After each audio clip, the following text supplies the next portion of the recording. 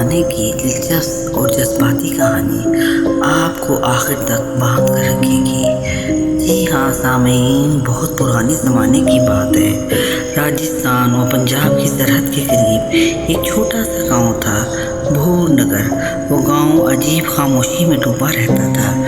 شام ہوتے ہی لوگ دروازے بند کر لیتے، چراغ بجھا دیتے اور بچوں کو باہر نکلنے سے منع کرتے، کیونکہ گاؤں کے باہر ایک پرانا کنواں تھا۔ لوگ کہتے تھے اس کنویں میں پانی نہیں، قسمت بولتی ہے۔ اور سب سے خوفناک بات یہ تھی کہ ہر پورے چاند کی رات کنویں سے کسی بوڑھے آدمی کی آواز آتی، جو اپنا سب سے پیارا دے گا وہ دنیا کا سب سے امیر انسان بن جائے گا۔ کئی لوگوں نے آزمایا، کوئی واپس نہ آیا۔ اسی گاؤں میں ایک غریب کمہار رہتا تھا، رحیم۔ وہ مٹی کے برتن بناتا، مگر اب لوگ اسٹیل اور تانبے کے برتن خریدنے لگے تھے۔ اس کا کام ختم ہوتا جا رہا تھا۔ گھر میں بیمار ماں، بیوی سلمیٰ اور ایک چھوٹی بیٹی نور تھی۔ نور ہر رات بھوک سے روتی تو رحیم کا دل ٹوٹ جاتا۔ ایک دن اس نے بازار میں سنا چاندی کے کنویں سے جو لوٹا وہ بادشاہ بن گیا۔ رحیم پہلے ہنسا، پھر رات بھر سوچتا رہا، اگر واقعی قسمت بدل جائے تو۔ پورے چاند کی رات تھی، آسمان پر سفید چاند ایسا لگ رہا تھا جیسے کسی نے دودھ بہا دیا ہو۔ رحیم آہستہ آہستہ کنویں کی طرف بڑھا۔ ہوا عجیب ٹھنڈی تھی۔ کنویں کے پاس پہنچتے ہی اسے لگا جیسے زمین سانس لے رہی ہو۔ اچانک کنویں سے آواز آئی، کیا چاہیے انسان؟ رحیم کے ہاتھ کانپ گئے۔ میں اپنی بیٹی کی بھوک ختم کرنا چاہتا ہوں۔ کنواں خاموش رہا، پھر آواز آئی، بدلے میں کیا دو گے؟ رحیم بولا، میرے پاس کچھ نہیں۔ اچانک کنویں کا پانی چمکنے لگا۔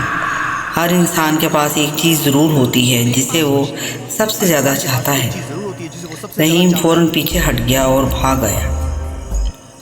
اگلی صبح رحیم کے گھر کے باہر سونے کے سکے پڑے تھے، اتنے سکے کہ پورا گھر بھر جائے۔ گاؤں والے حیران رہ گئے۔ رحیم نے نئی دکان خرید لی، گھر ٹھیک کرا لیا، نور کے لیے نئے کپڑے، سلمیٰ کے لیے زیور۔ مگر اسی دن سے نور بدلنے لگی۔ وہ رات کو جاگ کر کنویں کی طرف دیکھتی رہتی، کبھی ہنسنے لگتی، کبھی کسی انجان زبان میں باتیں کرتی۔ ایک رات سلمیٰ کی آنکھ کھلی تو نور گھر میں نہیں تھی۔ سب لوگ ڈھونڈنے نکلے اور نور کنویں کے پاس کھڑی تھی۔ وہ پانی میں دیکھ کر مسکرا رہی تھی، جیسے کوئی اسے بلا رہا ہو۔ اگلے دن گاؤں نے سب سے بوڑھے آدمی بابا تاج نے رحیم کو بلایا۔ وہ کانپتی آواز میں بولا، یہ کنواں دولت نہیں دیتا، انسان کی خوشیاں خریدتا ہے۔ رحیم کے چہرے کا رنگ اڑ گیا۔ بابا تاج نے بتایا، صدیوں پہلے ایک لالچی راجا نے اس کنویں میں خزانہ چھپایا تھا، مگر خزانے کی حفاظت کے لیے ایک کالا جادوگر بلایا گیا۔ جادوگر نے اپنی روح کنویں میں قید کر دی۔ اب وہ ہر شخص سے اس کی سب سے قیمتی چیز لے لیتا ہے۔ رحیم کی سانس رک گئی۔ نور! بابا تاج نے سر جھکا لیا، وہ تمہاری دولت کی قیمت بن چکی ہے۔ اسی رات رحیم اکیلا کنویں پر گیا، میری بیٹی واپس کر دو۔ کنویں سے قہقہا گونجا، پانی سے ایک سیاہ سایہ نکلا، اس کی آنکھیں جلتے کوئلوں جیسی تھیں۔ ہر سودا مکمل ہوتا ہے انسان۔ رحیم چیخا، میں اپنی دولت واپس کرتا ہوں۔ دیر ہو چکی۔ اچانک کنویں کا پانی سرخ ہونے لگا اور نور کی آواز آئی، ابو! رحیم پاگلوں کی طرح کنویں میں کودنے لگا، مگر سایہ بولا، ایک راستہ ہے۔ رحیم رک گیا، اپنی سب سے قیمتی چیز قربان کرو اور بچی آزاد ہو جائے گی۔ رحیم نے فوراً کہا، میں اپنی جان دے دوں گا۔ سایہ ہنس پڑا، جان نہیں، انسان کی سب سے قیمتی چیز اس کی یادیں ہوتی ہیں۔ اچانک کنویں سے دھواں نکلا۔ رحیم کے سامنے اس کی زندگی کے سارے منظر آنے لگے، نور کی پہلی ہنسی، سلمیٰ کی شادی، ماں کی لوئی۔ آواز آئی، اگر یہ سب مٹا دیے جائیں تو تمہاری بیٹی بچ جائے گی۔ رحیم کی آنکھوں سے آنسو بہنے لگے۔ اگر یادیں چلی گئیں تو وہ اپنے ہی خاندان کو پہچان نہیں پائے گا۔